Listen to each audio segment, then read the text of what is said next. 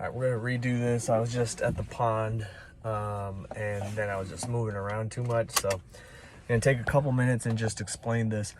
I just made a post on my LinkedIn about how, one of the biggest reasons why people fail at losing fat and building muscle and building health is that they have too many unquestioned assumptions.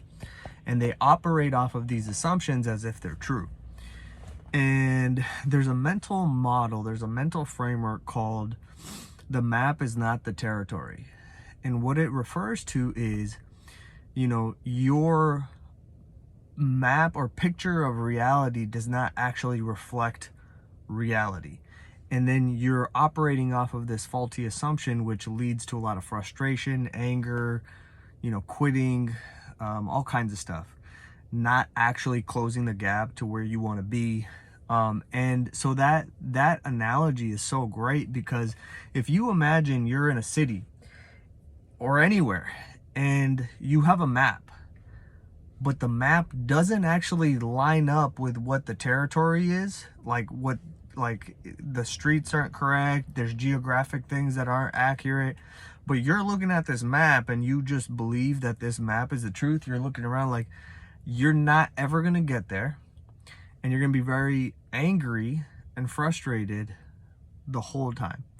And so you have to question these maps of reality, these assumptions that you have about health, about fat loss, about pain.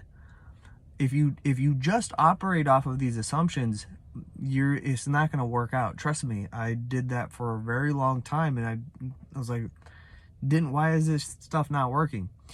And so I'm going to leave you with that. Today I'm going to keep it very short. The map is not the territory. You can Google it, whatever. I've made posts about that, podcasts about that. But long story short, it's about questioning your assumptions. And I'll leave you with a couple. And I when I talk with clients, this comes up all the time. I'm like, look, let's see. When I hear somebody say something, I'm like, I can see there's like 4 or 5 different assumptions that you're operating off of. So the key here is really to be open and receptive to, knowing that, what I think, these assumptions that I think are true might be wrong, right? And so I'll give you some, there's still people today who think that there's good foods and bad foods. There's people who, another common assumption is that you have to work out really hard, or that working out, every single day and, as hard as you can is the only way.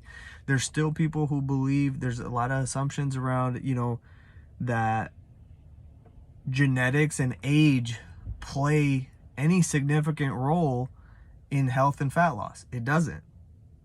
One of the clients that I just signed up, that was one of our initial conversations. She was thinking like, I don't know why this is happening. She was fairly lean her entire life, and now she's 50, and she's like, is it my age? But here's the difference with her and the vast majority of people. She was questioning that assumption. She wasn't drawing a conclusion that now I'm 50, now this is what happens, which also, like, if she hadn't, questioned it, she wouldn't be talking to me, because most of my clients are people who are more open and receptive, and they already have this, like, thought process. Like, I don't just take everything at face value. I question things. So I'm going to keep it short, leave it there. Let me know, what assumption do you have that you found out that were wrong, or what assumptions are you looking at now that you're like, could that be inaccurate? I'll see you later.